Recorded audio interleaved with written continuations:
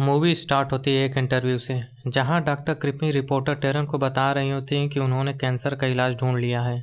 यहां टेरन पूछती है, अब तक आपने कितनों का इलाज किया है। डॉक्टर बताती है कि उसने अब तक कुल 10,009 लोगों का इलाज किया है। टेरन फिर से पूछती है, कितनों का कैंसर ठीक हुआ है। यहाँ डॉक्टर कहती है, पूरे 10,009 लोगों का कैंसर ठीक हुआ, यानी डॉक्टर ने कैंसर का इलाज ढूंढ लिया है। और अगले सीन में हम 3 साल बाद देखते हैं, जहां दुनिया की 90% आबादी खत्म हो गई। 9% आबादी म्यूटेट होकर वम्पायर बन गए हैं, जिन्हें डार्क सीकर्स भी कहते हैं, और आबादी का शेष 1% लोग वायरस से इम्यून हो गए हैं।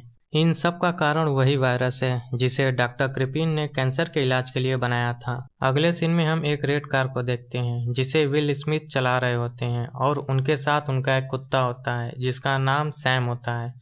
यहाँ ये दोनों हिरन का शिकार करने जा रहे होते हैं। बहुत मेहनत करने के बाद विल स्मिथ को एक हिरन मिल ही जाता है। विल स्मिथ उस हिरन को जैसे ही मारने जाते हैं, तभी उस हिरन पर एक शेरनी हमला कर उस हिरन को पकड़ लेती है। विल स्मिथ चाहते तो उस शेरनी को मारकर हिरन उससे ले सकते थे, क्योंकि उनके पास गन थी, लेकिन तभी उनके घड़ी का अलार्म बजता है और वह ऊपर देखते हैं। सूरज डूबने ही वाला था और रात होने ही वाली थी, इसलिए वे अपने घर चले जाते हैं। अब सवाल ये उठता है कि विल स्मिथ सूरज ढलने के बाद घर क्यों गए, क्योंकि इस शहर में बहुत सारे डार्क सीकर्स हैं और वे अपने भोजन की तलाश में रात को ही निकलते हैं।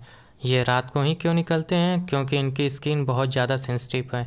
ये जैसे ही धूप में जाते हैं, इनकी स्किन जलने लगती है और ये मर जाते हैं। घर आने के बाद विल स्मिथ और उनका कुत्ता खाना खाते हैं, और रात होने से पहले विल स्मिथ सारे खिड़की दरवाजे बंद कर घर को सील कर देते हैं और लाइट भी बंद कर देते हैं, ताकि डार्क सीकर्स को ये ना पता चले कि घर के अंदर कोई है। इसके बाद हम देखते हैं विल स्मिथ और उनका कुत्ता दोनों बाथ टब में सो रहे होते हैं। तभी बाहर से डार्क सीकर्स की आवाजें आती हैं और विल स्मिथ फ्लैशबैक में चले जाते हैं, और हम फ्लैशबैक में देखते हैं विल स्मिथ एक आर्मी ऑफिसर होते हैं। वे अपने घर जाते हैं और अपने बीवी बच्चों को लेकर एयरपोर्ट की ओर निकल जाते हैं, और अपने बीवी से कहता है, यहाँ से बाहर निकलने के बाद सबसे पहले एटीएम जाना और वहाँ से जितने पैसे निकाल सको निकाल लेना, और सारा की कार लेकर फार्म हाउस चले जाना। मैं तुम्हें वहीं मिलूंगा, और 2 हफ्ते के खाने का सामान भी जरूर ले जाना। उसकी बीवी पूछती है, क्या वायरस हवा से फैल रहा है? वह कहता है, शायद।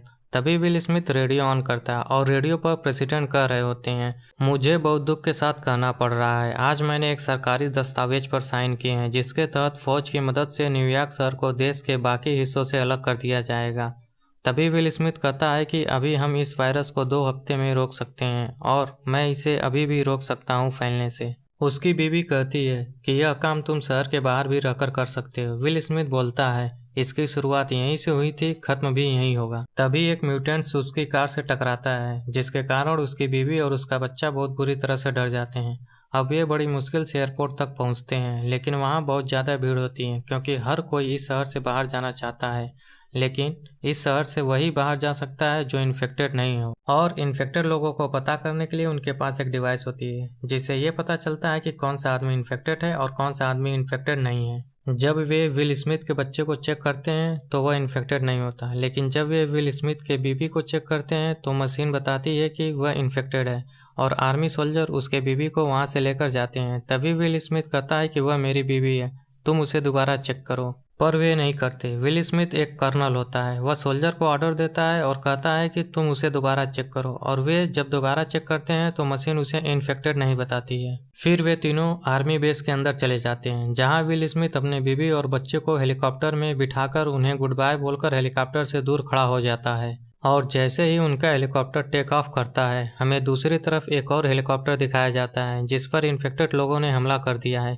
और यह हेलीकॉप्टर अपना बैलेंस खो देता है और घूमते हुए उस हेलीकॉप्टर में जाकर टकराता है जिसमें विल स्मिथ की फैमिली होती है, और इस हादसे में विल स्मिथ की फैमिली की मृत्यु हो जाती है। तभी विल स्मिथ की नींद खुल जाती है। नींद खुलने के बाद विल स्मिथ पहले एक्सरसाइज करता है, फिर वह अपने बेसमेंट में जाता है जहाँ पर वह इस वायरस का वैक्सीन बना रहा होता है। वहाँ पर विल स्मिथ बहुत सारे इन्फेक्टेड चूहों को बंद करके रखा होता है, और विल स्मिथ वैक्सीन बनाकर इन चूहों पर टेस्ट करता है कि वैक्सीन इन चूहों पर काम कर रही है या नहीं। अब विल स्मिथ चेक करता है जो वैक्सीन उसने पहले से उन चूहों को दी थी, उन पर उस वैक्सीन का क्या असर है, लेकिन अभी भी कुछ चूहे पहले की तरह ही होते हैं और कुछ चूहों की मृत्यु हो गई होती है। तभी विल स्मिथ की नज़र एक चूहे पर पड़ती है। वह देखता है वह चूहा नॉर्मल चूहों की तरह बिहेव कर रहा होता है, और उसकी स्किन भी पहले जैसे हो रही होती है। यह देख विल स्मिथ खुश हो जाता है क्योंकि उसे लगता है कि इस वायरस का इलाज मिल गया है। तो वो बोलता है अब इस वैक्सीन को इंसानों पर आजमाया जा सकता है, यानी उन इंसानों पर जो अब डार्क सीकर्स बन गए हैं। इसके बाद विल स्मिथ हर रोज की तरह बाहर जाता है खाना खोजने के लिए और फिर वो सभी रेडियो चैनल पर ब्रॉडकास्ट करता है, मेरा नाम रॉबर्ट नेमल है, न्यूयॉर्क सिटी में शायद मैं ही एक बचा हूँ। हर रोज दोपहर जब सूरज सिर के बिल्कुल ऊपर होता है तो मैं साउथ स्टेट सी पोर्ट पर मिलूंगा। अगर तुम मुझे सुन रहे हो और अगर तुम्हें मेरी मदद चाहिए तो मैं खाना दे सकता हूँ, रहने के लिए जगह दे सकता हूँ, वायरस से सुरक्षा दे सकता हूँ। अगर कोई सुन रहा है तो वह यह जान ले तुम अकेले नहीं। और इसके बाद हम देखते हैं विल स्मिथ एक बहुत बड़े शिप पर होता है और उस शिप पर बहुत सारे फाइटर जेट होते हैं। एक फाइटर जेट पर विल स्मिथ होता है जहाँ से वह गोल्फ खेल रहा होता है और उसका कुत्ता सैम भी उसी के साथ होता है। तभी सैम चौंक कर अचानक से खड़ा हो जाता है और ये देखकर विल स्मिथ अपना गन उठाता है और गन के स्कोप से देखता है जिधर सैम देख रहा होता है। उधर विल स्मिथ को एक हिरन दिखाई देता है। अब ये दोनों उस हिरन का पीछा करते हैं, लेकिन सैम उस हिरन का पीछा करते हुए एक बिल्डिंग में घुस जाता है जहाँ बहुत अंधेरा होता है। अब यह देख विल स्मिथ घबरा जाता है क्योंकि डार्क सीकर्स अंधेरे में ही रहते हैं। लेकिन विल स्मिथ अपने कुत्ते को खोजने के लिए उस अंधेरे बिल्डिंग में चला जाता है। वहाँ उसे उसका कुत्ता सैम मिल जाता है। तभी एक डार्क सीकर्स विल स्मिथ पर हमला कर देता है। विल स्मिथ उसे मार देता है। इसके बाद ये दोनों वहाँ से भागना शुरू करते हैं और पीछे से उनका पीछा डार्क सीकर्स कर रहे होते हैं। और जैसे ही एक डार्क सीकर्स विल स्मिथ को पकड़कर उसे काटने ही वाला होता है कि विल स्मिथ फर्स्ट फ्लोर से शीशा तोड़कर कूद जाता है और जैसे ही विल स्मिथ लाइट से संपर्क में आता है डार्क सीकर्स मर जाता है। अब विल स्मिथ को पता चल गया होता है कि इस बिल्डिंग में बहुत सारे डार्क सीकर्स हैं और उसे डार्क सीकर चाहिए ताकि वह उस वैक्सीन का टेस्ट कर सके। इसलिए विल स्मिथ उस बिल्डिंग के दरवाजे पर एक फंदा लगाता है, फिर अपने कुत्ते को ले जाकर कार में छोड़ता है और उससे कहता है इस बार तुम्हें यहीं रहना होगा क्योंकि तुम्हें इन्फेक्शन का खतरा है, पर मुझे नहीं। विल स्मिथ को खतरा क्यों नहीं है? क्योंकि वह इन्फेक्शन से बचने के लिए दवाई लेता है। तभी फंदा में एक डार्क सीकर्स फंस जाता है और वह जोर जोर से चिल्लाने लगता है। तभी वह उसे मारकर बेहोश कर देता है। तभी एक दरवाजे पर डार्क सीकर्स आता है और वह विल स्मिथ की ओर देखकर बहुत जोर से चिल्लाता है।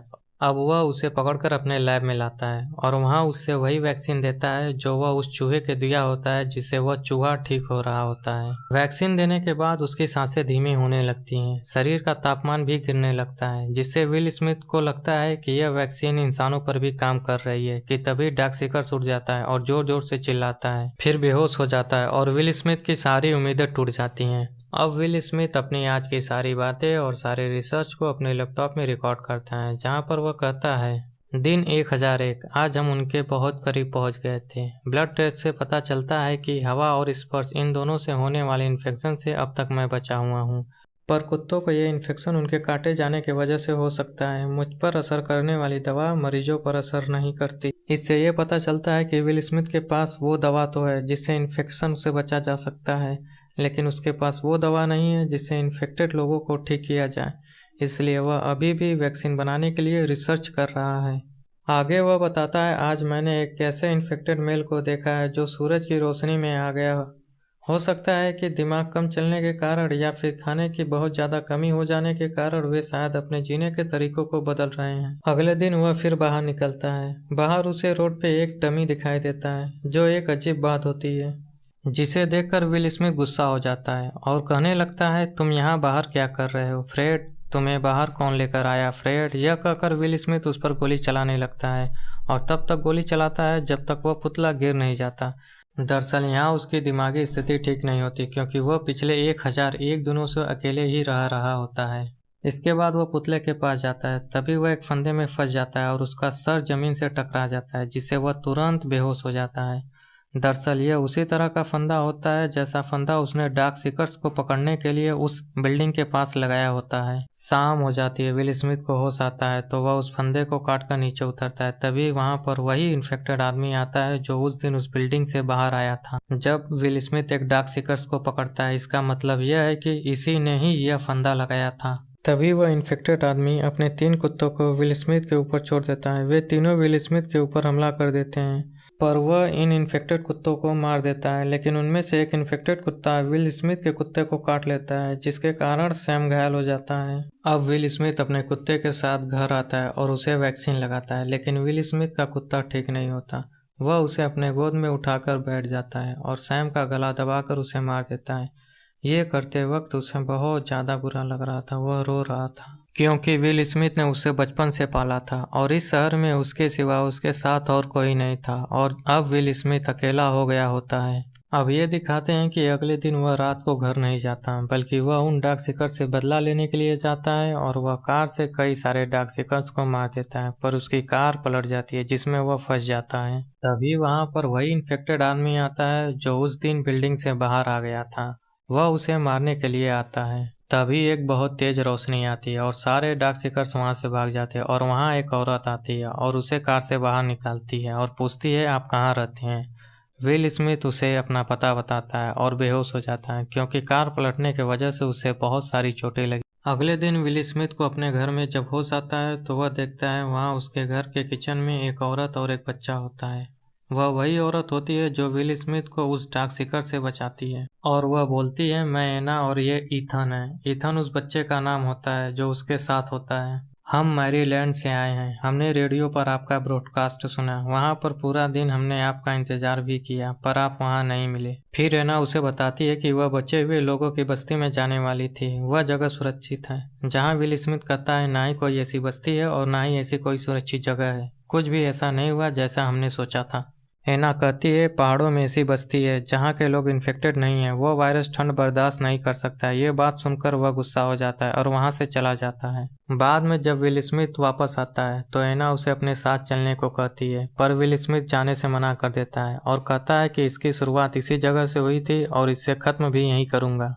इसके बाद वह अपने लैब में चला जाता है जहां वह डार्क सीकर्स पर एक्सपेरिमेंट करता है। तभी वहां एना आ जाती है और कहती है मैंने कभी इन्हें इतने पास से नहीं देखा, हमेशा दूरी बनाए रखी। फिर वह विल स्मिथ से पूछती है कि आपको लगता है यह इससे ठीक हो जाएगी। वह कहता है नहीं, इससे इसका मरना तय है, लेकिन मुमकिन है बर्फ से इसके शरीर का तापमान इतना गिर जाए कि मैं इस वैक्सीन का असर बढ़ा सकूं।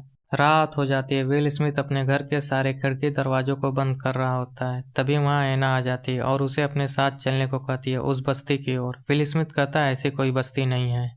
एना कहती है मैं जानती हूँ ऐसी बस्ती है। विल स्मिथ कहता है तुम्हें कैसे पता। एना कहती है ईश्वर ने बताया। विल स्मिथ कहता है ईश्वर ने बताया है। वो कहती है हाँ, मुझे ईश्वर ने बताया। विल स्मिथ कहता है 90% आबादी खत्म हो गई है, 9% डार्क सीकर्स बन गए हैं, पूरी दुनिया में सिर्फ 1% लोग ही बचे हुए हैं, जिनमें से हम ही जिंदा हैं, बाकी सबको इन डार्क सीकर्स ने खा लिया है। तभी बाहर से डार्क सीकर्स की आवाजें आती है। विल स्मिथ एना से पूछता है कल तुम हमें रात में घर लाई थी या दिन में। एना बोलती है शायद सुबह में, सुबह बस होने ही वाली थी। विल स्मिथ कहता है वह हमारा पीछा करते हुए घर तक आ गए। विल स्मिथ घर के बाहर बहुत सारे बम लगाया होता है। वह उसे ब्लास्ट कर देता है जिसके कारण बहुत सारे डार्क सीकर्स मारे जाते हैं, पर ऐसे बहुत सारे डार्क सीकर्स बच जाते हैं जो उसके घर पर हमला कर देते हैं। और एक डार्क सीकर्स विल स्मिथ को मारने ही वाला था कि उसके हाथ में गन आ जाती है और विल स्मिथ उस डार्क सीकर्स को मार देता है और वह बच जाता है। अब वह इनसे छिपने के लिए लैब में चले जाते हैं। वहां वह देखता है कि वह जिस डार्क सीकर्स पर टेस्ट कर रहा था अब वह ठीक हो रहा है। तभी वहां बहुत सारे डार्क सीकर्स आ जाते हैं। यह देखकर विल स्मिथ शीशे का दरवाजा बंद कर देता है जो बुलेट प्रूफ होता है।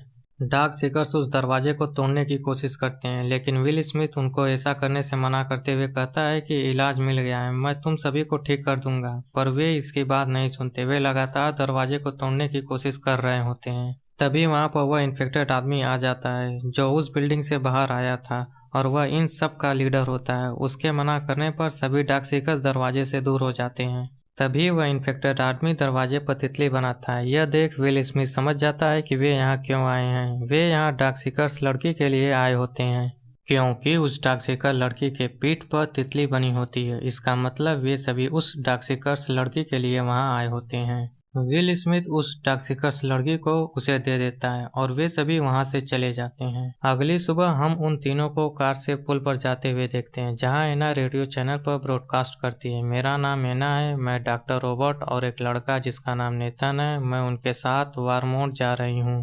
Keep your radio on, listen for broadcast, you are not alone, there is hope.